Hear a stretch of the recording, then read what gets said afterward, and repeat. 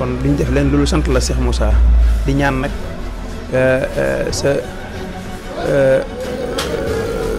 site bi di Mbacke Kadior TV suñ borom gën koo jëmee kanam egg foo xam dana gën a kawe sa njott barke Serigne Touba ñu ngi koy topp baax nag di ko suivre saa su nekk waxtaan yu am solo yi ñu ciy def yëpp ñu ngi koy topp ñu ci ñaanal baax nga gën ci amee lu gën a kawe sa njott di sant bu baax nag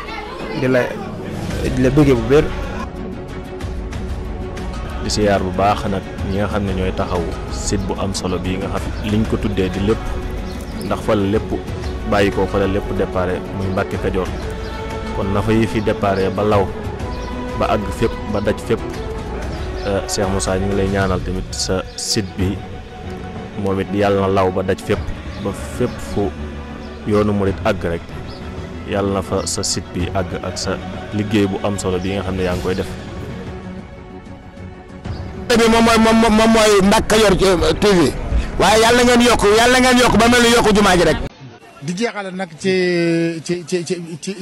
Mbacke Kadior TV saa bu lu mel nii amee danañu gis sax ngeen jël ay image dugal